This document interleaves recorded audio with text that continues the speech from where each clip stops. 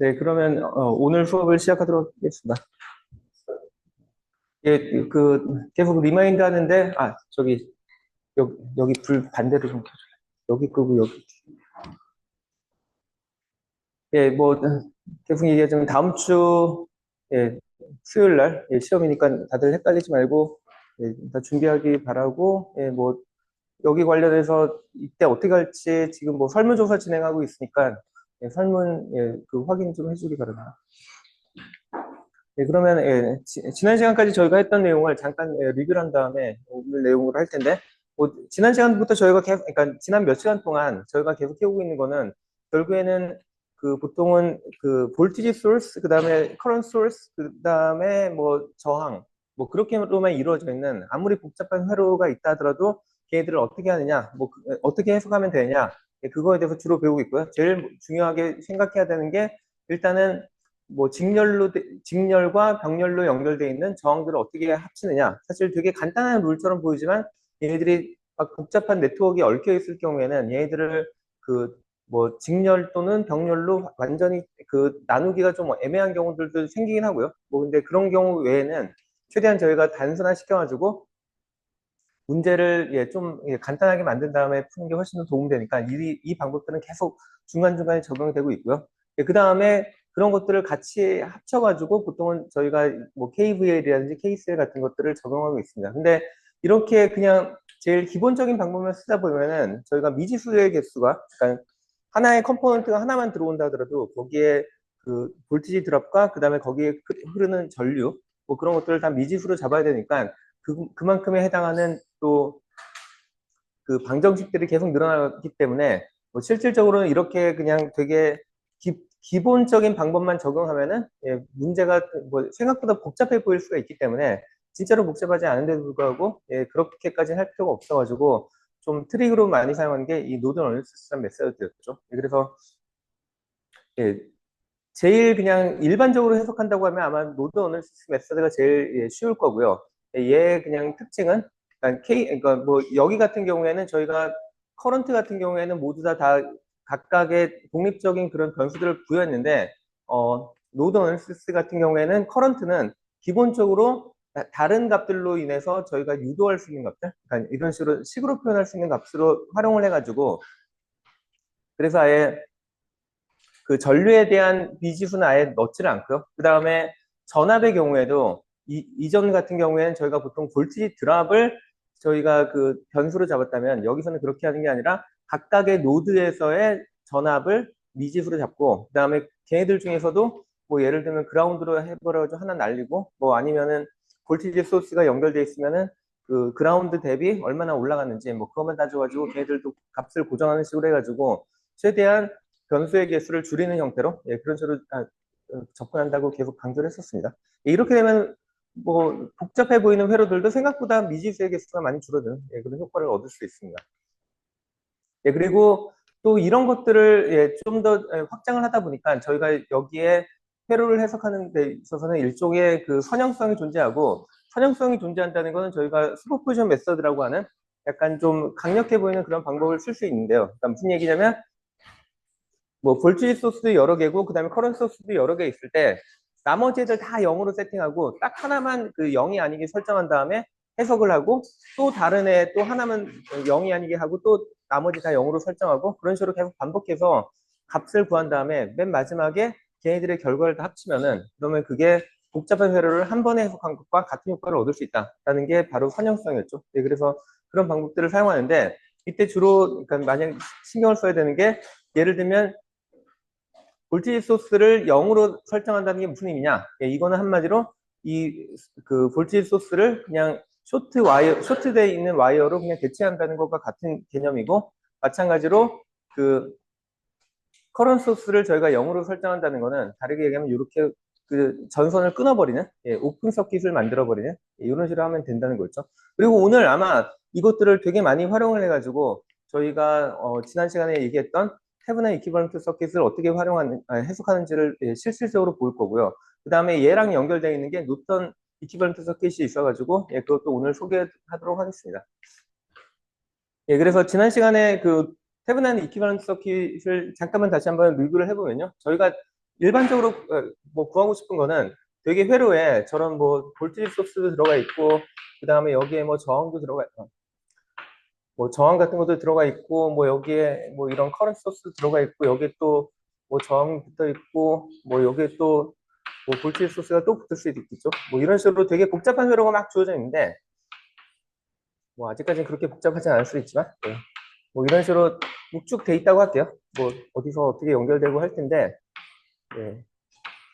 예, 이럴 경우에 얘가 또 이쪽에 또 다른 복잡한 회로랑 계속 연결되어 있으면은 원칙적으로는 저희가 뭐 노드 어널리시스니 아니면은 뭐 슈퍼포지션 메서드니 뭐라 하더라도 전체적인 회로를 한 번에 다 해석하는 게 일반적이긴 하죠. 근데 어떤 경우에는 저희가 실제로 요 안에 있는 어떤 컴포넌트들 아니면 여기에 뭐 어떤 네트워크 쭉 있으면은 여기에 흐르는 전류라든지 아니면 여기에 있는 전압 같은 거는 궁금하긴 한데 요쪽에 대한 거는 디테일은 전혀 궁금하지 않아요. 뭐 예를 들면 여기에 전압이 얼마인지 아니면 여기에 흐르는 전류가 얼마인지는 궁극적으로는 궁금하지 않은데 근데 얘네들이 서로 다 커플이 돼 있으니까 얘네들이 여기의 값을 모르고는 나중에 요거를 정확하게 해석을 못 하겠죠.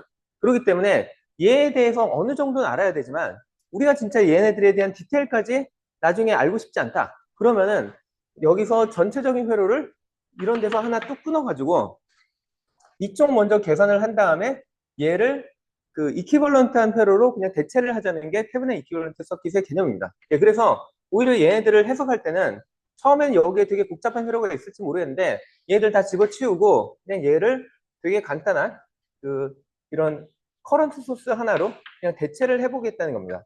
그래서 이런 식으로 일종의 가상의 커런트 소스를 넣으면은 무슨 일이 일어나는지를 보는데 어떻게 보면 뭐 일종의 그런 거라고 생각할 수 있죠. 저희가 어떤 잘 모르고 있는 되게 복잡한 무엇인가가 있는데 이거에 대해서 얘가 어떻게 되는지를 알고 싶으면은 뭐 할 수 있는 방법 중에 하나가 뭔가 쿡쿡 찔러보는 거겠죠. 일종의 여기다 저희가 가상의 이런 커런 소스를 가상이라고 표현하기 좀 이상하긴 한데, 그러니까 실질적으로는 저희가 계산할 때는 얘가 있다고 가정을 하고 계산을 하니까. 근데 이런 애를 저희가 임시로 넣어가지고 얘의 값을 뭐 0A부터 1A, 2A, 3A로 계속 바꿀 때 무슨 일이 일어나는지를 한번 보면은 그거를 가지고 저희가 얘네가 어떤 특성을 가지고 있는지를 대충 알 수 있는 거죠. 이게 일반적으로 저희가 잘 모르는 거를 할 때 일종의 밖에서 인풋을 넣어가지고 걔의 출력이 어떻게 되는지를 보는 거죠.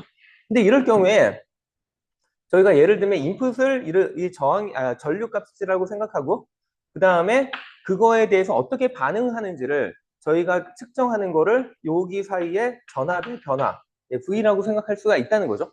뭐 이렇게 하면 저희가 얘를 바꿈에 따라서 얘가 뭔가 어떤 반응이 나올 텐데 처음에는 얘가 되게 복잡한 뭐 이런 뭐그 그 볼티지 소스도 있고 뭐 커런트 소스도 있고 막 이러다 보니까 얘네들이 되게 복잡한 반응을 일으킬 거라고 생각하는데 막상 저희가 해석을 해보니까 얘가 되게 단순한 반응이 나온다는 거죠. 예, 그리고 그 이유가 뭔지를 생각을 해보면 뭐 계속 얘기하지만 저희가 저항하고 뭐 이런 애들로만 이루어져 있는 보통은 저희는 선형 회로라고 부르는 이런 회로가 주어졌을 때는 아무리 복잡하다 하더라도 결국에는 저희가 얘네에 있는 요 각각의 노드들 뭐 여기 노드, 여기 노드, 여기 노드 뭐 노드가 여러 개 있죠. 이런 노드들의 값들을 저희가 미지수로 놓고 걔를 이렇게 그 벡터 형태로 놔두면은 그러면 얘네들의 값은 결국엔 뭐에 의해서 결정되냐?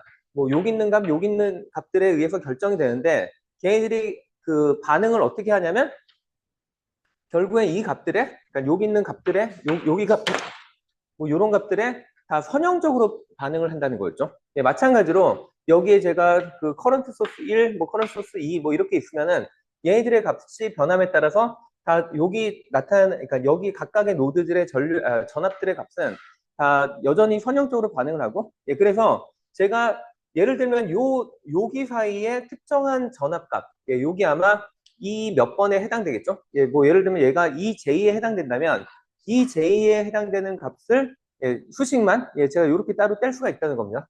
예, 그리고 그럴 경우에 이렇게 여러 개의 볼티지 소스 있는 만큼 선형적으로 텀이 나타날 거고 마찬가지로 커런트 소스도 여러 개 있는데 여기에 특정하게 제가 넣은 것까지도 다 고려를 해야 되는 거죠. 그래서 다 합쳐서 얘들이 쭉 나올 텐데 나머지 애들 다 빼고 요것만 이렇게 그냥 잠깐 제가 따로 텀을 빼서 보자는 겁니다.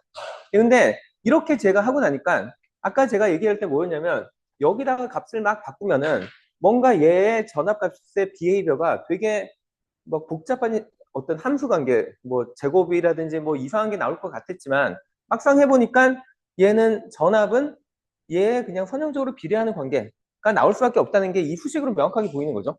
그리고 거기다가 이 앞에 있는 이것들은 저희가 여기에 전압값들, 전류값들을 딱 고정하는 순간 일종의 상수를 작용하는 거죠. 그러니까 제가 그냥 요 값만 알고 그 다음에 얘네들의 이런 비헤이비어만 알면은 저는 그냥 이 회로에 아무리 복잡한 회로라 하더라도 얘가 그냥 되게 단순한 모델로 치환이 된다는 겁니다. 그리고 뭐 그래서 이렇게 생긴 수식을 그리고 그래서 저희는 보통 뭐라고 불렀냐면 요 앞에 있는 요 여기 있는 값들이 다 결정됐을 때 값을 그 테브난 이퀴벌런트 볼티지라고 불렀고, 예, 그래가지고 그걸 VTH라고 부른다고 했고, 마찬가지로, 예, 뭐, 여기 있는 그 저항값을, 그러니까 뭐, 지난 시간에 얘기했듯이, 여기 안에 있는 얘네들을 다 0으로 세팅을 했을 때, 예, 요 값들을 다 0으로 세팅을 했을 때, 요 사이에서 보이는 그 저항의 값을 구한 다음에 그거를 R이라고 하면은 사실 요 식을 그대로 만족한다라고 지난 시간에 얘기를 했었습니다. 그리고 이런 수식만 만족을 하면 되다 보니까 이런 수식을 만족하는 애를 사실은 더 간략하게 만들어 보면은 이렇게 그냥 간단한 회로로 나타내도 요 회로가 요 회로에 걸려 있는 요 전압의 차이는 정확하게 요 수식에 의해서 표현이 가능하다는 거죠. 이게 지난 시간에 얘기했던 테브네 이퀴벌런트 서킷의 개념이었고요. 예, 그래서 아까도 얘기했듯이 저희가 그럼 이 값들만 알면 되는데 그러면 이 VTH는 어떻게 구하느냐? 예, 뭐 사실 요 수식에 정확하게 나와 있죠. 그러니까 이 수식에 따르면은 제가 I를 0으로 설정을 했을 때 그때 얻는 볼티지 값이 정확하게 VTH랑 같겠죠. 그러니까 결국에는 아까 제가 여기다 있는 것처럼 했지만 그러니까 여기 있는 값을 그러니까 여기 있는 전류의 값을 0으로 설정한다는 거는 아까 슈퍼포지션 메서드에서 얘기하듯이 얘를 이걸로 하는 거는 마치 여기를 그냥 오픈 서킷으로 대체한 거랑 같다는 얘기고 그럴 경우에 나타나는 V 값이 VTH랑 같다는 거니까 저는 여기를 오픈으로 한 다음에 그러니까 오픈 서킷에 대해서 요 사이에 걸리는 전압을 구하면은 그게 VTH가 된다는 거고요. 마찬가지로 제가 앞에서 보여줬던 그 수식에 의하면은 그러니까 제가 궁금한 거는 RTH를 궁금할 때는 결국엔 요 값을 0으로 설정하면 되는데 요 값을 0으로 설정하려면 저희가 그냥 해야 되는 일은 딴 게 아니라 요 수식에서 그냥 저 뒤에도 있습니다. 요 수식에도 나오듯이 여기에 있는 모든 그러니까 볼티지 소스랑 그다음에 커런트 소스를 다 0으로 하면 사실은 제가 요 통으로 돼 있는 얘 자체를 그러니까 여기 있는 통으로 돼 있는 요 전체를 VTH로 잡았기 때문에 VTH를 0으로 설정하려면 그냥 얘네들만 다 0으로 설정하면 된다는 거고 그때 V와 I 사이의 관계가 결국에는 RTH에서 결정된다는 거죠. 그러니까 그 얘기는 다르게 얘기하면 제가 여기 있는 것들을 다 0으로 설정한 다음에 여기에 저항의 값을 측정하는 것과 같은 효과다라는 걸 얘기할 수 있습니다. 그래서 그럼 진짜로 이런 문제가 주어졌을 때 저희가 이 문제 어떻게 푸냐 한번 여러 가지 경우를 따져가지고 한번 보면은 훨씬 쉬울 텐데 예를 들면 제가 이런 문제를 주어질 수 있겠죠. 그러니까 이런 그냥 회로가 주어지고 난 다음에 제가 관심 있는 건 여기에 전류입니다. 예. 근데 물론 그냥 요 문제를 해석하는 한 가지 방법은 그냥 노드 어널리시스 잡아가지고 여기다 그라운드 잡고 여기에 그냥 미지수 2라고 하고 그다음에 여기는 뭐 처음에는 모르는 그 노드 볼티지라고 얘기할 수도 있겠지만 제가 여기를 그라운드로 잡는 순간 여기에 전압 차이가 V니까 그러니까 여기는 그냥 V가 돼가지고 여기는 알게 되고 그럼 여기 같은 경우에는 그냥 미지수 한 개짜리 그냥 후식을 풀어도 되긴 합니다. 근데 뭐 그렇게 풀어도 되겠지만 제가 그냥 여기 같은 경우 일부러 요 박스에 있는 애에 대해서 먼저 테브난 이퀴벌런트 서킷을 구한 다음에 그 다음에 여기에 그럼 흐르는 전류가 어떻게 되는지를 확인해 보라고 했죠. 그러니까 이럴 경우에는 제가 보통은 요거를 먼저 여기에 해당되는 이퀴벌런트 회로를 먼저 구해야 되는 거죠. 그래서 저거를 생각해 보면 제가 생긴 모양이 여기에 뭐 R2가 생겼고 그다음에 여기에 커런트 소스 I가 있고 이런 식으로 돼 있는 거죠. 근데 제가 요거를 어떻게 생긴 애로 지금 대체를 하려고 하냐면 그 아까 얘기했던 테브난 이퀴벌런트 서킷처럼 이렇게 생기고 그다음에 여기에 저항이 들어오네. 요걸로 지금 대체를 하려고 하는 거잖아요. VTH랑 그다음에 RTH로 돼 있는.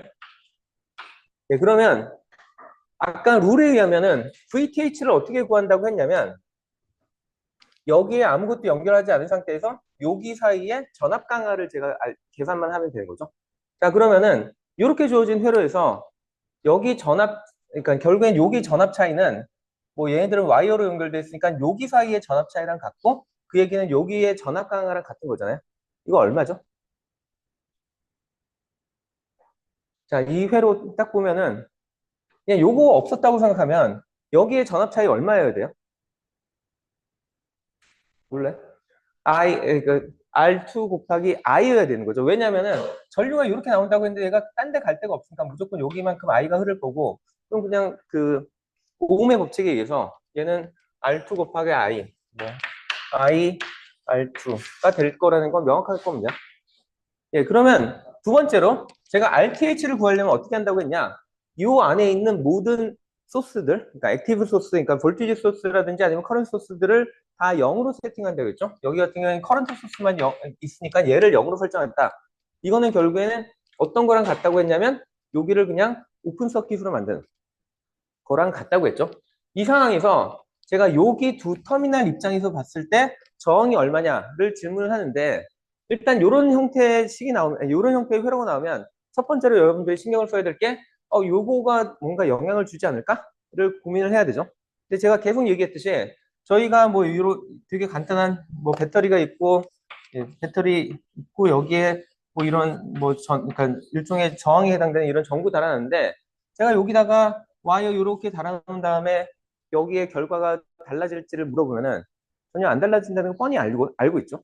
그러니까 여기에 와이어가 이렇게 뭔가 일을 할 것처럼 생겼지만 실제로 얘는 한쪽 끝이 그냥 그 막혀 있는 아무 역할을 하지 않는 그냥 와이어라는 겁니다. 그래서 이런 애를 지난번에 계속 얘기했듯이 댕글링 엔드라고 보통 표현한다고 했고 이렇게 그냥 아무 하는 일 없이 연결된 애들은 그냥 과감하게 지워버리면 됩니다. 주저하지 말고.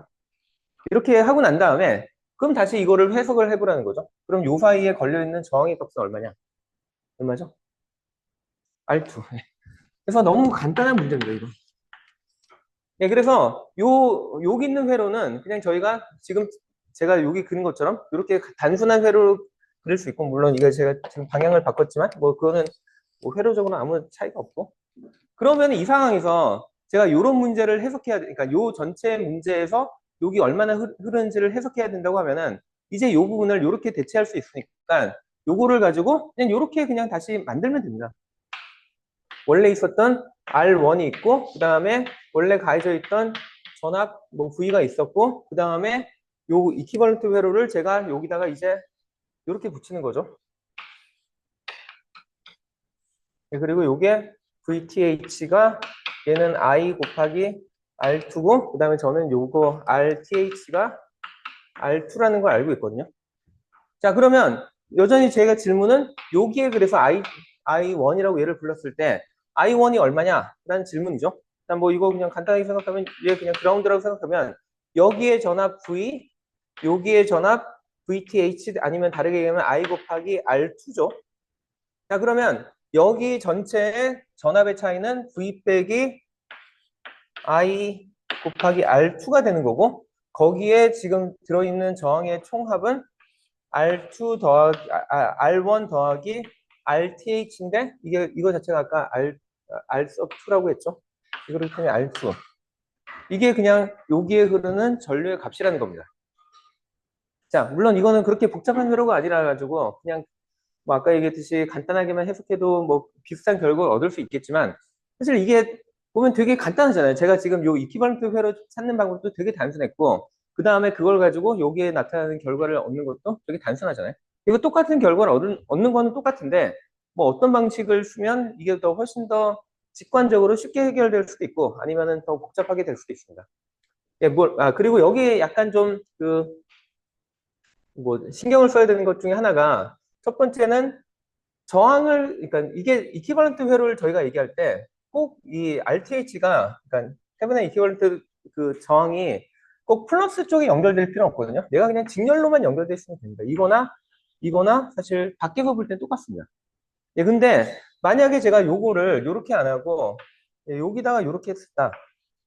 예, 그러면 약간은 해석이 좀 복잡해지죠. 왜냐하면 여기의 전압값하고 여기의 전압 차이는 아는데, 근데 요거를 계산하려면 약간은 좀 복잡해져서, 물론 이렇게 하셔도 되는데, 뭐 그리고 뭐 그러니까 만약에 이렇게 줬을 때 약간 좀 회로에 대한 직관이 있다면, 제가 여전히 궁금한 거는 여기에 흐르는 전류의 크기이기 때문에 얘를 그냥 여기로 옮겨도 문제 없다는 걸 알 수도 있는데, 혹시 만약에 몰랐다 하면은 얘를 할 수 있는 한 가지 방법은 어 여기다가도 다시 슈퍼포지션 메서드를 적용해 보는 거죠. 그러면은 그 슈퍼포지션 메서드는 뭐 계속 얘기했지만 전압에만 적용되는 게 아니라 전류에도 적용이 된다고 했잖아요. 그래서 예를 들면 얘만 V고 여기가 0인 경우에 그때 여기에 흐르는 전류의 값이 얼마일 것이냐 따져보면은, 그러면 명확하죠. 그러면 요 두 개가 그냥 직렬로 연결돼 있으니까, 그러면은 얘에 의해서 이쪽으로 흐르는 전류는 V를 R1 더하기 R2로 나눈 값이 될 거고요. 마찬가지로 이런 게 있는데, 이제는 얘를 0으로 두고 그 다음에 얘만 가했다고 생각하면은 이제는 전류가 이렇게 흐르겠죠. 그런데 그때 토탈 그 저항은 또 R1 더하기 R2니까, 이럴 경우에는 제가 요거를 부호를 플러스로 잡았으니까 이쪽으로 흐르는 거는 마이너스, 그 다음에 VTH, 다르게 얘기하면 I 곱하기 R2 나누기 R1 더하기 R2, 뭐 이렇게 두 텀이 나올 거고, 그래서 전체 흐르는 전류의 양은 얼마냐? 결국에는 각각의 슈퍼포지션 메서드, 그러니까 각각의 그 소스에 의해서 흐르는 값을 따로따로 계산한 다음에 얘네들을 더하는 거랑 같죠. 그래서 더하면 똑같은 이런 결과를 얻을 수도 있습니다. 근데 뭐 결국엔 똑같은 결과를 얻었는데, 만약에 이걸 약간 좀 직관이 있어서 이거 대신에 요거를 선택했다. 그러면 훨씬 더 편했었겠죠. 뭐 이 직권 없어도 결국엔 무식하게 하면 다 나옵니다. 그 다음에 그래서 뭐 테브나 이퀴벌런스 서킷이 꽤 유용하고, 그 다음에 뒤에서도 계속 예제를 보여줄 텐데, 뭐 지난 시간에도 잠깐 말을 한번 하긴 했었는데, 제가 여기에 아주 중요한 그 주의해야 될 거, 그리고 얘가 적용이 안 되는 경우가 언제냐면, 만약에 저희가 해석을 해야 되는 회로가 이쪽에 끊어야 되는 애가 이렇게 두 개의 터미널이 아니라 세 개 이상의 와이어로 연결돼 있다. 그럼 걔는 저렇게 테브나 이퀴벌런트로 안 됩니다. 어떻게든 자를 때 저게 두 개만 연결돼 있는, 그러니까 이쪽이랑 왼쪽이랑 오른쪽에 부분이 딱 두 개의 와이어로 연결돼 있는 회로만 쟤를 둘 중에 하나를 이퀴벌런트 회로로 바꿀 수 있고, 세 개 이상이면은 저렇게는 안 된다. 근데 뭐 그 외에는 꽤 많은 경우에 적용이 가능하기 때문에 좀 연습을 해보면 좋고요. 그래서 이게 교과서에 나와 있는 그 예제 중에 하나인데, 일단 딱 보면은 회로 되게 복잡해 보이죠? 근데 여기서 제가 뭘 구하라고 했냐면, 그래서 여기에 흐르는 전류의 크기가 얼마냐를 한번 구해보라고 했습니다. 자, 뭐 얘도 여전히 그냥 노드 언시스 같은 걸로 아니면 KVL, KCL 다 적용해가지고 풀면 되는데, 그렇게 말고 저희가 여전히 여기서 관심 있는 애는 여기에 흐르는 전류니까 이 전체적인 회로를 크게 3등분으로 나누면 어떨까를 생각해 볼 수 있는 거죠. 무슨 얘기냐면, 여기 지금 A랑 A'에 있는 요 왼쪽에 있는 애를 하나의 덩어리로 생각해가지고, 복잡해 보이지만 쟤를 그냥 테브나 이퀴벌런트 서킷 하나로 대체하고, 마찬가지로 여기 B랑 B'으로 연결되어 있는 요 오른쪽에 있는 애도 하나의 이퀴벌런트 서킷으로 바꾼다면, 그럼 회로가 훨씬 더 단순해지지 않겠냐라고 생각할 수 있는 거죠. 그래서 일단은 요 왼쪽에 있는 애를 한번 대체를 해보도록 하겠습니다.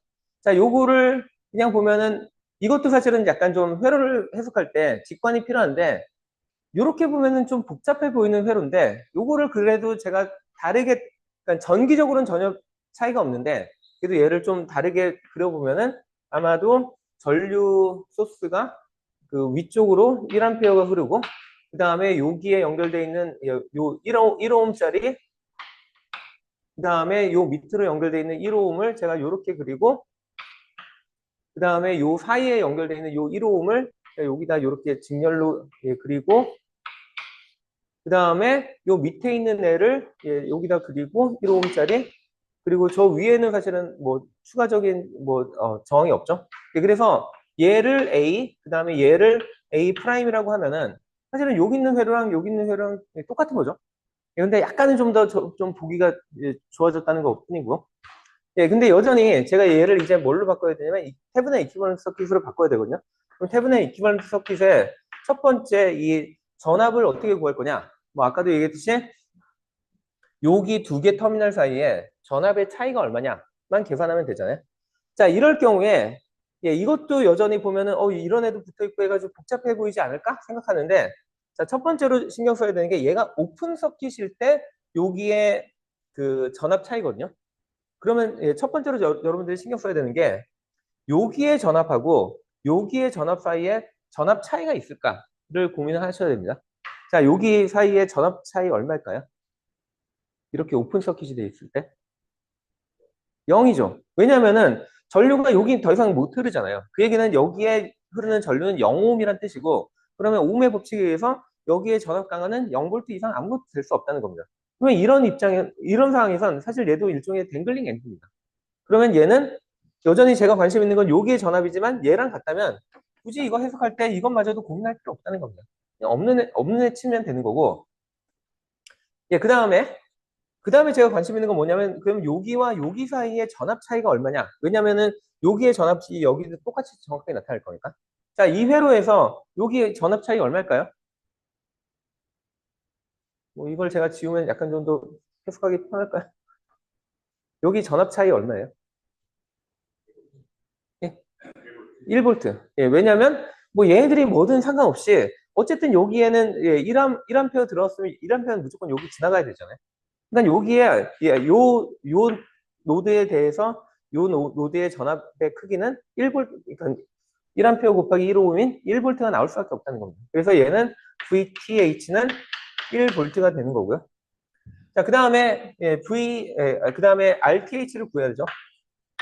RTH는 이때는 얘를 생략할 수는 없는 게, 다시 이제 보면은 저희가 RTH는 어떻게 구한다 했냐면 요 안에 있는 모든 액티브 소스를 다 0으로 세팅한다고 했죠. 그 얘기는 얘가 1A라고 했지만 얘도 0A라고 제가 보겠다라는 뜻이고, 얘를 0A로 본다는 거는 얘를 오픈 서킷으로 대체하는 것과 같다라는 뜻이라고 했습니다. 자, 이렇게 회로를 예, 정리한 다음에 여전히 그러면 제가 뭘 알아봐야 되냐면 여기 A랑 A 프라임 사이에 바라봤을 때 이때 보이는 저항이 얼마냐의 질문이죠. 자, 뭐 그런데 이런 회로가 있으면 얘 어떻게 해석하지? 고민할 수도 있겠지만 일단 그 고민하기 전에 이게 어떻게 생긴 앤지를 다시 보면은 댕글링 앤드잖아요. 자, 댕글링 앤드는 그 회로 해석할 때 전혀 의미가 없다고 했죠. 그럼 과감하게 그냥 날려버립니다. 자, 이 상태에서 다시 그러면 제가 요 사이에 요 사이에 보이는 저항의 값은 얼마냐라고 질문하면 그럼 얼마가 보이죠? 2ohm이죠, 2ohm. 왜냐면 여기 1ohm, 여기 1ohm 해가지고 직렬이니까. 그래서 얘는 그냥 2ohm입니다. 예, 그러면 뭐 이게 아주 복잡한 회로는 아니지만 요렇게 그냥 그래도 그냥 처음 보면 약간 당황할 만한 그 정도의 회로를 제가 그냥 간단하게 요렇게 대체해도 된다는 거죠. 예, 꽤 유용하죠. 예, 그 다음에 제가 아까 요 오른쪽에 있는 애 B와 B 프라임 사이에 있는 애도 한번 해석을 해보자고 했으니까 쟤도 약간은 좀 더 저희가 친숙한 모양으로 바꾸려고 하는데, 자 그러면은 예, 여기가 B고 여기가 B 프라임인데 일단 여기는 그대로 왔고 그다음에 여기 노드에서 요렇게 위로 올라가는 것처럼 그려졌지만 요거를 그냥 제가 옆으로 가는 걸로 그리고 그다음에 여기에 1A가 밑으로 내려가는 걸로 그리고 그다음에 요게 요렇게 내려와서 여기서 요렇게 만나는 걸로 그리고 마지막에 요렇게 하더라도 똑같은 회로죠. 왜냐하면 B'의 첫 번째로 연결된 1호음을 제가 여기다 그냥 놓은 것 뿐이고요. 그 다음에 여기랑 여기 사이에 있는 얘를 그냥 제가 이렇게 수직으로 그린 겁니다. 네, 그러면 사실 약간 그러니까 모양은 완전 달라 보일지 몰라도 정기적으로는 전혀 다를 게 없는 같은 회로입니다. 자, 이제 얘에 대해서도 아까 얘기했듯이 예, 요거를 예, 그 VTH와 그다음에 이걸 한번 계산해 볼 텐데 뭐 이렇게 그려도 되고 아니면은 이렇게 그려도 상관없는데. 예. 자, 첫 번째로 저희가 VTH를 구하려면 뭐를 신경 써야 되냐? 자, 여기가 오픈 서킷일 때 여기의 전압 차이죠. 그리고 계속 얘기하지만 요런 애는 여기가 오픈이기 때문에 전류가 0이라는 걸 감안하면 얘는 사실 아무런 도움이 안 된다. 그냥 이거 없는 것처럼 생각하고 그래서 여기 사이의 전압 차이가 얼마냐? 만 따지면 된다고 했죠. 자, 얘 전압 차이 얼마죠? 전압가요? 예. 1볼트. 예, 1볼트 맞는데 여기 아주 중요한 게 그러니까 신경을 써야 되는 게 자, 여기 전류의 방향을 잘 따지면 전류 여기 밑에서 위쪽으로 1A 올라가죠. 그 얘기는 여기랑 누가 전압이 더 높나요? 아래쪽이 더 높죠. 근데 저희는 지금 어떤 회로를 계산하려고 하냐면 그러니까 여기를 바라봤을 때 그때 뭐 예를 들면 제가 컨벤션을 위쪽이 플러스고 아래쪽이 마이너스인 요런 그 테브난 이퀴벌런트 볼티지 소스로 대체를 하겠다 하면은 얘 입장에서는 여기보다는 요 터미널보다는 요 밑에가 더 플러스니까 거꾸로 얘기하면은 저렇게 제가 컨벤션을 정했을 때는 쟤는 마이너스 1볼트로 보여준다는 겁니다. 이거 조심해야 돼요.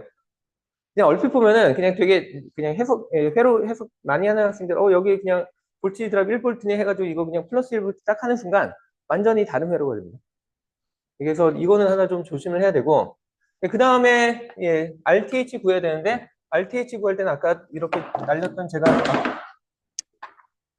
날렸던 이런 애를 다시 살리긴 해야 되죠. 1옴이고 그 다음에 얘가 1A라고 돼 있지만 강제로 제가 얘를 0A라고 설정하는 순간 얘는 그냥 오픈 서킷이랑 똑같아진다고 했죠. 자, 이런 상태에서 제가 여전히 질문이 이렇게 바라봤을 때 저항이 얼마냐를 질문하는데 아까도 얘기했듯이 이렇게 댕글링 했는데 무조건 그냥 과감하게 날리라고 했죠. 그리고 얘도 뭐가 있는 것처럼 보이지만 아무것도 없는 애다. 그럼 제가 이렇게 바라봤을 때 저항 얼마죠? 얼마? 이렇게 봤을 때 2옴이죠. 직렬이니까.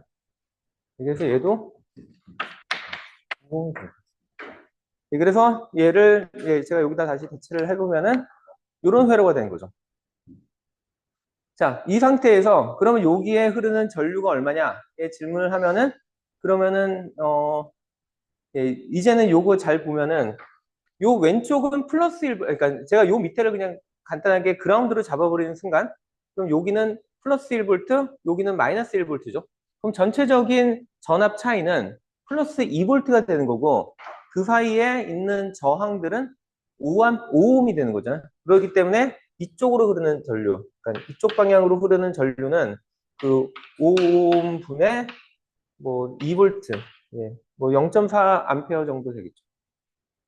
그래서 이렇게 하면은 아까 얘기했듯이 이렇게 복잡해 보이는 회로를 뭐 노드라든지 막 그렇게 복잡하게 안 하고 그냥 직관적으로 금방 구할 수 있다는 겁니다. 혹시 여기까지 뭐 질문 있나요? 뭐 꽤 쉽죠. 그 다음에 지금까지 얘기했던 거는 그 테브난 이퀴벌런트 서킷인데 얘의 약간 좀 듀얼, 그러니까 약간 뭐 완전히 쌍둥이는 아니지만 비슷한 애를 하는 애가 또 노턴 메소드라는 게 있는데요. 저희가 그 전까지 어떤 임의 회로가 주어졌을 때 걔의 그러니까 테브나 이퀴벌런트 서킷은 어떻게 얘를 대체했냐면 그 아무리 복잡한 회로를 하더라도 그냥 여기 볼티지 소스랑 그다음에 볼티지 소스랑 그다음에 여기에 저항이 있는 이런 형태로 바꿨는데 꼭 요것만이 유일한 이퀴벌런트 서킷이 아니라 다르게 얘기하면은 이런 형태로 한다 하더라도 이런 형태로도 그 이퀴벌런트 서킷을 찾을 수도 있다는 겁니다. 얘가 앞에 거랑 약간 달라지는 점은 뭐냐면 앞에 같은 경우에 제가 여기다가 그 오른쪽에다가 가상의 그 커런트 소스를 달았다고 한다면 요번에는 그게 아니라 그러니까 여기만 어떤 회로가 막 복잡하게 있고 여기에 그러니까 단자가 있을 때 이번엔 제가 여기다가 어떤 액티브한 그러니까 가상의 뭐 이런 볼티지 소스를 다른 다음에 그 다음에 뭐 여기에 흐르는 전류의 값이 어떻게 바뀌는지 이거를 한번 해보면은 사실 여전히 비슷한 상황이 나타나는 게 아까 제가 막 그 뭐 행렬식으로 복잡하게 나타난다고 했는데 결국에 따져보면은 여기에 있는 전류도 결국에는 요 안에 있는 되게 많은 뭐 볼티지 소스 뭐 1, 2, 3 뭐 이런 애들이랑 그다음에 커런트 소스 1, 2, 3 뭐 이런 애들의 뭔가 그 V VM에 뭐 어쩌고저쩌고 해서 그, 예, 델타, 뭐, M이랑, 그 다음에, 뭐, 감마, 뭐, N이랑, 뭐, 요거 더하기, 마지막에 제가 여기 넣어주는, 예, 요 앞에 또 뭐가 붙겠죠? 뭐, G라고 할까요? 예, 요런 형태로 결국에 나올 거거든요. 그러니까 선형 형태로 나올 거거든요. 그리고 요 값들은 결국에 어떤 이퀴벌런트한 저항, 그러니까, 전류의 단위를 갖는, 예, 그런 값이 나올 거고, 예, 그렇기 때문에 결국에는 예, 마지막엔 저희가 요런 관계를 만족하는 이런 간단한 이퀴벌런트 서킷을 만들어도 아무런 문제가 없다고, 예, 여러분들이 보실 수 있을 겁니다. 예, 그래서 이렇게 만드는 걸 저희는 그 노턴 메서드라고 부르는데, 그럼 노턴 메서드에 여기 그래서 얘도 예, RN이라고 보통 부르고요. 그다음에 요 이퀴벌런트한 커런트 소스를 I sub N이라고 보통은 나타내는데, 그 실제로 잘 따져보시면은 요거 구하는 방법은 아까 탭이나 이퀴벌런트 레지스턴스 구하는 거랑 똑같습니다. 그러니까 무슨 얘기냐면 여기 막 복잡한 회로가 있는데 여기 있는 모든 액티브 소스들 다 0으로 세팅한 다음에 그랬을 때 여기 사이에 요 사이를 바라봤을 때 그때 보이는 저항값이 얼마냐라고 하면은 예, 그때 얻는 값이 예, 정확하게 R 노턴 값이랑 같고요. 그 대신에 이퀴벌런트 커런트 값 어떻게 구하냐 하면은 아까 그 테브난 이퀴벌런트 볼티지 소스의 경우에는 저희가 여기를 오픈 서킷을 만들어 놓고 측정을 했었잖아요. 예, 근데 얘는 거꾸로는 여기를 쇼트를 시킨 다음에 그때 여기에 흐르는 커런트가 얼마냐를 보는 게 예, 완전히 다릅니다. 그리고 뭐 그거는 저희가 이런 식으로 이퀴벌런트 회로가 나올 수 있다는 거를 가정을 한다면 뭐 어떻게 보면 직관적인 게 제가 요 값이 얼마인지를 궁금하면은 어떻게 하면 되냐면 여기 이렇게 한 다음에 그러니까 여기를 그냥 쇼트를 시킨 다음에 여기를 측정하면요. 자, 요런 회로가 있는데 여기는 뭐 0이 하는 어떤 저항값이 있고 여기는 그냥 이렇게 0, 그러니까 저항값이 굳이 따진다면 0인 이런 애가 주어졌다. 그러면 여기에 들어오는 모든 커런트는 굳이 여기로 절대로 가려고 하지 않고 다들 여기로 그냥 가겠죠. 왜냐하면 훨씬 더 훨씬 쉬운 길이 있는데 굳이 막 이렇게 어려운 데로 예, 찾아가려고 안 하겠죠. 물론 예, 사람은 뭐 약간 뭐 도전은 하고 뭐 어쩌고저쩌고 해가지고 이상한 길로도 가고 하겠지만 예, 전기는 절대로 그런 일 안 합니다. 그냥 되게 직관적이에요. 그냥 쉬운 길로 무조건 가요. 예, 그러면 얘가 뭐 0만 아니라면 무조건 여기로 갑니다. 그러면 실제로 이런 애들이 있다 하더라도 얘는 그냥 없는 거나 마찬가지예요. 전기 예를서 그래서 만약에 혹시라도 예, 저항이랑 그 다음에 쇼트되어 있는 뭐 이런 와이어 두 개 존재한다. 그럼 여기 있는 모든 저항은 그냥 다 무시하면 됩니다. 아무런 역할을 못 해요.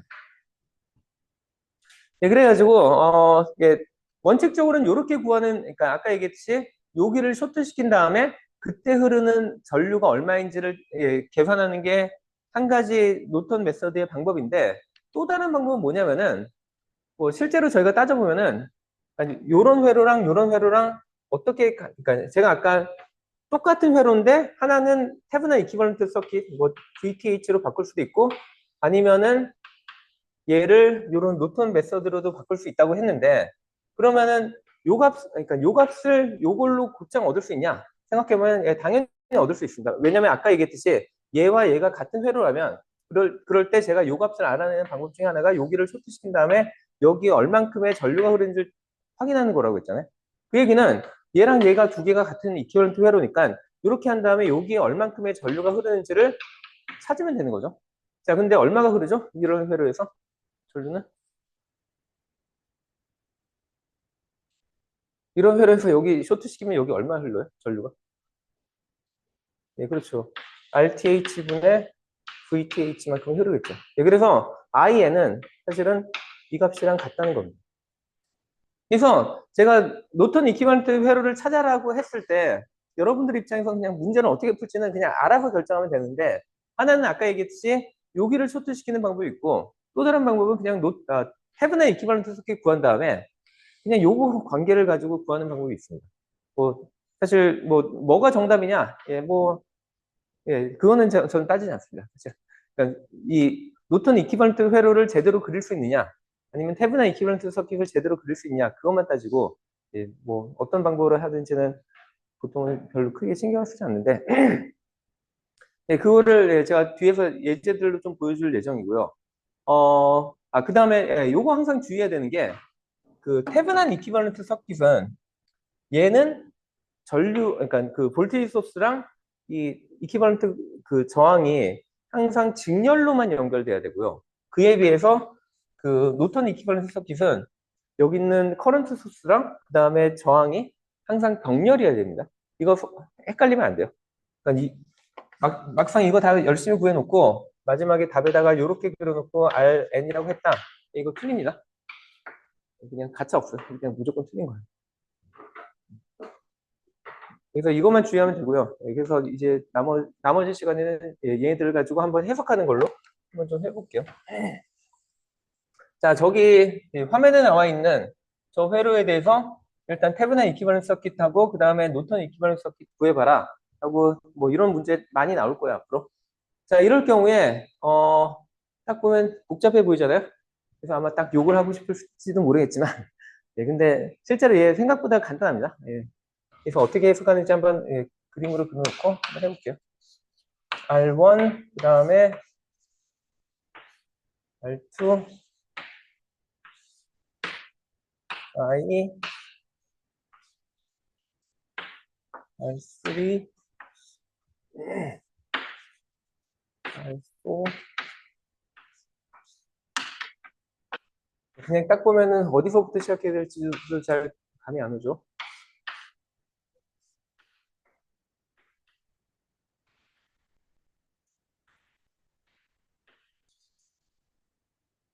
R7 이래 놓고 테브난 이퀴벌런트 서킷 구하려면 제가 두 가지를 해야 되는 게 하나는 그래서 여기 사이에 걸리는 전압이 얼마냐 그리고 두 번째는 여기 있는 모든 그 액티브 소스들을 0으로 세팅했을 때 그때 여기 사이에 보이는 저항이 얼마냐 그 두 가지를 찾아야 되잖아요. 그래서 일단은 전압부터 한번 찾아볼게요. 만약 뭐 계속 얘기했지만 뭐 이런 회로 그냥 저희가 노드 어널시스 같은 걸 해도 되거든요. 뭐 근데 만약 그러려고 했다면 저희가 여기를 그라운드를 잡은 다음에 그럼 여기가 모르는 전압 하나, 여기가 전압 그러니까 모르는 전압 그러니까 여기 노드, 그다음에 여기 노드 적어도 세 개에 대해서 그 그러니까 언노운 그 변수로 놓고 그다음에 뭐 연립방정식을 풀어야 되죠. 근데 그렇게 안 하고 하는 방법이 뭐였냐면 여기 사이에 걸리는 전압 찾는 또 다른 방법은 슈퍼포지션 메서드를 쓰는 거죠. 그래서 예를 들면은 제가 슈퍼포지션 메서드를 가지고 하는 방법은 결국엔 예를 들면 i를 0으로 세팅하고 그다음에 v가 0이 아닐 때 이때 여기에 전압이 얼마인지 찾은 다음에 그다음은 또 i가 0이 아니고 v를 0으로 세팅했을 때 얼마인지 찾은 다음에 요거 두 개 더하면 그럼 여기에 전체적인 여기에 전체 걸리는 전압을 알 수 있는 거죠. 그래서 일단 첫 번째 경우를 따져볼게요. 첫 번째 경우라고 하는 거는 i를 0으로 잡는 거니까 자, 요런 회로가 나올 겁니다. 그러고 난 다음에 제 질문은 그래서 여기에 걸리는 전압이 얼마냐? 라는 질문을 했는데 자, 첫 번째로 신경을 써야 되는 거는 얘는 뭐라고 제가 부르고 있었죠? 이렇게 생긴 애는 댕글링 핸드. 왜냐면은 뭐 이거 아무리 기껏 해봤자 뭐 병렬 저항이라고 뭐 어쩌고저쩌고 해봤자 결국에는 병렬 저항 하나가 한쪽 끝이 그냥 댕글링 하고 있는 거죠. 그럼 얘는 그냥 없다고 생각하면 됩니다. 회로적으로 아무런 의미가 없죠. 자, 이렇게 생긴 회로에서 이제 여전히 질문은 그래서 여기와 여기 사이에 전압이 얼마냐의 질문인데 자, 얘도 어떻게 생각을 해야 된다고 했냐면 여기에 전류가 흐르나요? 저희가 요 태블릿 이퀴벌런트 서킷 해석할 때 여기를 오픈으로 놓고 시작하는 순간 여기는 절대로 전류가 못 흐르는 거죠. 그래서 여기의 전압이나 여기의 전압은 같으니까 저는 여기와 마찬가지로 여기랑 여기 전압은 같으니까 요 두 개 사이의 전압만 알면 됩니다. 맞죠? 그 다음에 자, 이 회로 보면은 뭐 요거 두 개 직렬이니까 뭐 요렇게 연결하고 뭐 따지고 막 그럴 수도 있는데 요게 전압 차이 V라는 거 보이세요? 여기 뭐 아무리 뭐 저항이 어쩌고저쩌고 해봤자 제가 분명히 여기 대비 여기가 V라고 이 볼트지 소스가 딱 정의를 해줬잖아요. 그럼 나머지 계산 안 해도 돼요. 여기 사이의 전압 차이는 그냥 V예요. 간단하죠? 그 다음에 두 번째 이제 요 경우 따져볼 건데, 이제는 다시 얘를 살려야 되니까 이렇게 돼 있고, 대신에 이제는 우리가 V를 0으로 설정을 할 거죠. 얘를 0으로 설정한다는 거는 뭐랑 같다? 쇼트 시키는 거랑 같다 라고 얘기했잖아요. 자, 이제 여기 사이의 전압이 얼마냐 질문하는데, 요 회로 보면은 되게 복잡해 보이지만 이건 사실 더 간단합니다. 자, 여기의 전압하고 여기의 전압은 여전히 같고, 여기의 전압하고 여기의 전압 여전히 같으니까 여기 전압 차이만 알면 되죠. 자, 여기 전압 차이 얼마일까요? 예, 0V. 왜죠? 쇼트돼 있으니까. 뭐 나머지 애들 뭐 별의별 일 뭐 여기서 뭐 어쩌고저쩌고 전혀 관계 없어요. 그냥 여기 쇼트돼 있잖아요. 그냥 0V예요, 0V. 예, 그래서 이제 제가 여기에 다시 이렇게 돼 있는 이런 애 주어졌을 때, 그럼 여기 사이의 전압 차이 얼마냐? V 더하기 제로. 그냥 V예요, V. 그러니까 태브나 이퀴발런트 볼티지 V고, 예, 그 다음에 질문은 그러면 태브나 이퀴발런트 RTH 얼마냐? 의 질문이죠. RTH 어떻게 구한다고 했냐면, 여기 있는 모든 액티브 소스들 다 0으로 세팅한다 했죠. 자, 얘를 0으로 세팅한다는 거는 끊어버리는 거고, 얘를 0으로 세팅한다는 거는 쇼트 시킨 다음에, 그 다음에 여기서 바라봤을 때 전체 저항이 얼마나 보이냐? 그 질문 하는 거잖아요. 자, 요거 뭐죠? 다시 계속 나오지만 댕글링 엔드죠? 네, 그냥 여기 끊어버리면 되고, 자, 제가 여기서 이렇게 보는데 저항 얼마냐? 아까도 얘기했듯이 여기에 와이어, 그러니까 지금 이제는 요거 무시하면 안 됩니다. 왜냐면 제가 전체적인 여기 양쪽에서 바라봤을 때 저항이 얼마냐를 질문한 거니까 얘는 분명히 경로에 영향을 줘요. 자, 여기서 여전히 빨리 눈치를 채야 되는 거는 뭐 요게 뭐 직렬회로 직렬 저항이고 어쩌고 저쩌고 간에, 뭐 아니면 요거 직렬로 하나 바꾸고 요것도 요런 뭐 저항이 있는데 요 사이에 요렇게 쇼트돼 있는 애가 있잖아요. 그럼 요 사이에 그러니까 요렇게 끊어서 요쪽으로만 바라봤을 때 저항값 얼마냐? 의 질문의 대답은 얼마죠? 얼마? 0이죠. 예. 0오음이죠. 왜냐면은 아무리 딴 애들 열심히 있어봤자 결국에 제가 여기다 전류 흘리면은 전류는 모두 다 여기를 통할 거거든요. 나머지 신경 안 써요. 그렇기 때문에 요 사이에, 그러니까 그러니까 제가 여기를 끊어서 요렇게만 바라봤을 때 저항은 0입니다. 그 얘기는 그냥 제가 요거를 그냥 쇼트를 시켜도 된다는 얘기죠. 예, 이렇게 되면은 얘의 이퀴벌런트한 저항은 얼마다? R6 더하기 R7.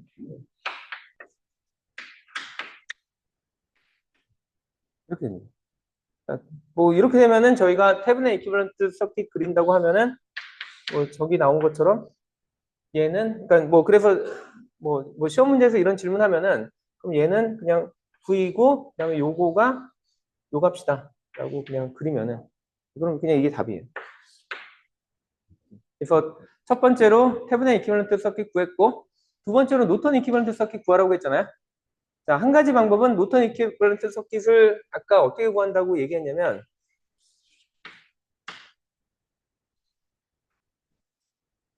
여기가 그리고 그다음에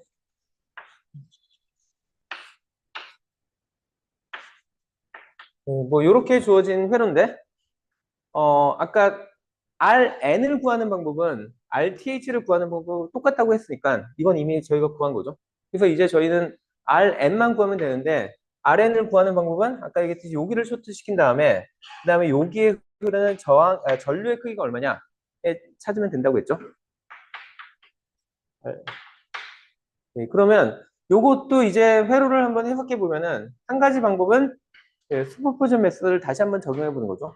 그래서 다시 뭐 아까 얘와 같은 이런 조합으로 i를 0으로 설정을 하고 그 다음에 v만 있을 때 그때 여기에 흐르는 전류의 값을 구하려고 하면은, 자 아까 얘기했지 여기도 댕글링 해드니까 다 무시하고 그 다음에 요것도 막 보면은 좀 복잡해 보이는 회로인 것처럼 보이지만 여전히 제가 질문한 건 뭐였냐면 그래서 여기 흐르는 전류가 얼마냐의 질문이었거든요. 여기 흐르는 전류는 결국엔 요 형태를 잘 보면은 얘는 직렬로 연결되어 있는 어떤 저항에 전압이 얼마나 가해졌냐면 V가 가해졌거든요. 일단 V라는 전압이 여기에 걸렸을 때 여기에 흐르는 전류가 얼마냐의 질문입니다. 자, 그러면 그 아까 얘기했듯이 I가 0이고 그 다음에 V가 0이 아닐 때 여기 흐르는 전류는 V라는 전압이 결국엔 여기 걸려 있고 그 다음에 R6랑 R7을 직렬로 통과하니까 얘는 R6 더하기 R7의 V만큼이 되겠죠. I가 0일 때. 반대로 I가 0이 아니고 V가 0일 때 이때 여기 흐르는 전류 어떻게 되냐 하면은 이제는 얘를 살리고 그 다음에 얘를 쇼트시키는 거죠. 이렇게 쇼트시킨 상태에서 제 질문은 계속 여기 흐르는 전류가 얼마냐?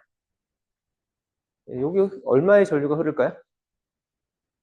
0이죠. 예, 왜냐하면 여기에 그러니까 만약에 여기 누군가 그러니까 약간의 전류가 이쪽으로 갈까 고민하는 순간 여기 훨씬 더 빠른 애가 있기 때문에 다 여기로 흐르니까 여기로 절대로 전류가 흐를 리가 없겠죠.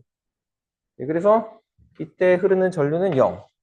그래서 전체 IN은 얘네의 합이니까 IN은 그냥 R6 더하기 R7분의 V 이게 됩니다. 네, 그래서 노턴 이퀴벌런트 서킷을 저희보고 그리라고 한다면 IN은 뭐 저기 나와 있듯이 R6 더하기 R7분의 V가 되고 그 다음에 이렇게 그리면 안 되죠. 제가 아까 이렇게 그리면 틀린다고 분명히 얘기했습니다. RN은 아까 얘기했던 R6 더하기 R7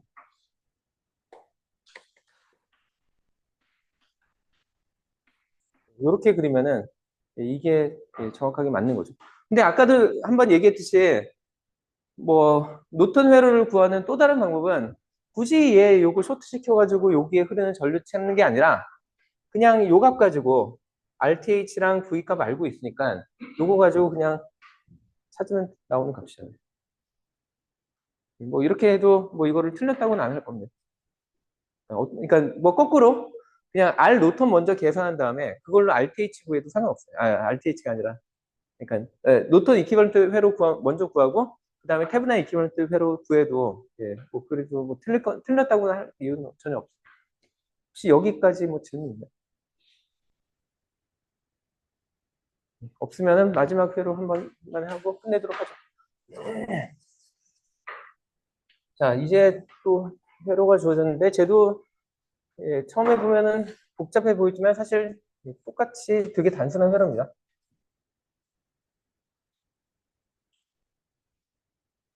자, 여기에 V가 있고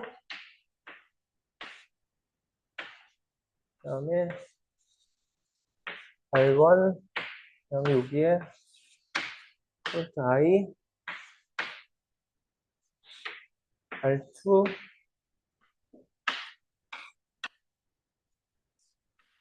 R3 그다음에 R4 이렇게 돼 있죠. 자, 그래서 태분한 이퀴벌런트 볼티지 소스 먼저 구하려면은 그러면은 아까처럼 뭐 i를 0으로 할 때 그리고 v가 0이 아닌 경우 따지고 그 다음에 i가 0이 아니고 v가 0인 경우 두 가지 따질 겁니다. 그리고 첫 번째 경우 따져보면은 얘가 이렇게 끊어진 상태죠. 이 상태에서 자 얘는 아까랑 약간 달라 보일 수도 있는데 여전히 여기서의 핵심은 얘가 그냥 그 댕글링 엔드라는 거죠. 이렇게 돼 있으면은 여기서 무슨 일이 일어나든 뭐 얘 때문에 여기에 뭐 전류가 얼마가 흐르고 뭐 어쩌고 저쩌고 간에 요 입장에서는 사실 얘는 아무런 영향을 못 주거든요. 왜냐면 요 반대쪽에 어딘가에 연결된 게 전혀 없기 때문에 그냥 이 회로 입장에서는 이게 연결돼 있으나 끊어져 있으나 똑같다는 겁니다. 물론 이게 연결되어 있는 상태에서 여기다가 뭐 딴에 뭐 다른 전압을 여기다 강제로 가한다든지 뭐 그렇게 되면은 걔가 거꾸로 영향을 줄 수는 있는데 그냥 여기처럼 그냥 오픈 서킷으로 이렇게 댕글링가 돼 있다. 그럼 여기 나머지의 해석에 전혀 영향을 안 주기 때문에 그냥 끊어진 애로 생각하면 된다는 겁니다. 예, 이러고 난 다음에 제 질문은 그래서 여기 두 터미널에서 봤을 때 그러니까 전압이 얼마냐? 예, 첫 번째로 구해야 되죠. 이 사이에 전압 얼마죠?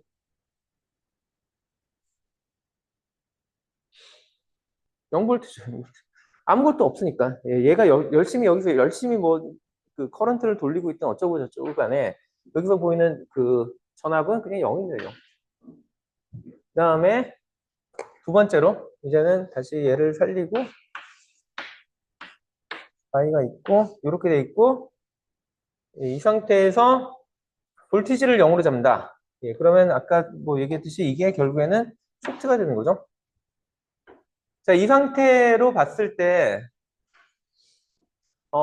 여기 사이에 전압 차이가 얼마냐? 이 질문인데, 자, 일단은 그렇게 되면은, 예, 일단 그 쇼트된 와이어랑 그 다음에 어떤 저항이 있는 값, 이거 있으면은 얘는 아무런 역할을 못 한다고 했죠. 예, 그래서 이렇게 된 회로가 되고요. 그럼 이렇게 되면은 회로는 클로즈가 되는데, 그러면 저희가 따져야 되는 게 여기 사이에 전압 강하는 얼마냐? 난 질문은 여기 사이에 전압 강하는 얼마냐의 질문과 똑같은 거죠. 왜냐하면 여기에 전류가 못 들으니까. 예, 그래서 저는 여기 차이에 전압 강함을 알면 되고요. 예, 그 얘기는 뭐 잠깐 동안 요거를 잊어버린다고 생각하면은 이런 회로가 주어졌을 때 여기 사이에 전압 강한 얼마냐? 요거의 병렬 그 저항이니까 얘에 대한 이퀴벌런트한 저항 값을 구한 다음에 요거 곱하기 그것만 하면 그럼 이거 예, 그 값이 되는 거죠. 예, 그래서 제가 앞에서 그 뭐 병렬 저항 얘기할 때 잊어버리고 그 얘기를 안 했던 것 같은데 보통은 저희가 물론 이 값의 병렬 저항 구하려면은 저희가 뭐 R2 더하기 R3 분의 R2 R3 하고 뭐 아니면은 뭐 3개 이상 되면 뭐 그 수식을 써도 되는데 좀 사람들이 편하게 쓰는 방법 중에 하나가 뭐냐면 그냥 얘와 얘는 병렬이니까 그냥 이렇게 약간 사선 두 개를 긋기도 하고요. 아니면은 뭐 컴퓨터로 쓸 때는 이거보다는 보통은 그냥 뭐 컴퓨터 얘도 뭐 그렇게 좋지 않은데 뭐 이렇게 쓰거나 아니면 사선을 그어서 써도 보통은 저희는 그냥 그럼 이 값을 나타내는구나 라고 그냥 생각을 합니다. 예, 그래서 뭐 답을 쓸 때 뭐 이거 다 풀어서 써도 되고 아니면 그냥 간단하게 이렇게만 써도 이 정도는 그냥 보통 맞게 합니다. 예, 그래서 예, 다르게 얘기하면 그럼 얘 실제 저기 전압의 값은 얼마냐? I 곱하기 R2 뭐 R3 이렇게 쓰면은 그러면 실제 이게 여기에 해당되는 값이 되는 거죠. 예, 그래서 예, 저희가 일단은 그러면은 얘네 합이 결국에는 VTH가 되니까 얘가 I 곱하기 R2 R3라고 보면 되고요. 그 다음에 다시 저희가 또 구해야 되는 게 그 RTH, 그러니까 그 헤브난 이퀴벌런트 저항인 거죠. 그래서 얘를 다시 살려봤자 예, 잠깐 살렸는데 예, 근데 이제 그 헤브난 이퀴벌런트 저항을 구하려면 그럼 여기서 바라보는 저항을 계산해야 되는데 그 전에 모든 소스들을 다 0으로 세팅을 해야 되는 거죠. 예, 그래서 다시 얘를 세팅을 하면은 여기는 끊어지고 여기는 쇼트가 되는데 예, 그래봤자 여기는 또 댕글링 엔드잖아요. 그러니까 요것도 그냥 무시하는 겁니다. 무시하고 그냥 이렇게 바라봤을 때 얘의 저항이 얼마냐만 질문하는 거죠. 그러면 이제 얘가 병렬 저항이고 병렬이 다시 직렬하고 연결됐으니까 RTH는 그냥 R4 더하기 R2와 R3의 그냥 병렬. 이게 됩니다. 그래서 이게 그래서 마지막에 그냥 정리할 때 잊어버리지 말고 꼭 이 그림을 그리세요. VTH는 I 곱하기 R2, R3라고 하고 마찬가지로 여기에 RTH는 R4 더하기 R2, R3 뭐 이렇게만 그려 놓으면은 그러면 이거는 맞았다고 보통은 하고 그 다음에 마찬가지로 노턴 이퀴발런트도 같이 구하라고 하잖아요. 그럼 아까 얘기했듯이 여기 쇼트 시켜가지고 그 값을 구해도 되지만 그냥 귀찮으면은 여기다가 이렇게 in 해놓고 아까 어떻게 하면 된다고 했냐면 그냥 VTH를 RTH로 나누면 된다고 했죠. 그래서 I R2 R3 여기 R4 더하기 R2 R3 이렇게 하고 그 다음에 절대로 하지 말아야 될 실수가 얘를 직렬로 연결하지 않고 병렬로 연결한 다음에 그 다음에 여기에 해당되는 조값을 또 한 번 더 써주면 된다. Rn은 R4 더하기 R2 R3 이렇게 해주면 된다는 거죠. 이렇게까지 해야지 다 맞았다고 보통은 얘기를 하죠. 자, 이게 답니다. 뭐 처음에 보면 되게 어려워 보이는 것처럼 보이지만 사실은 되게 쉬운 문제입니다.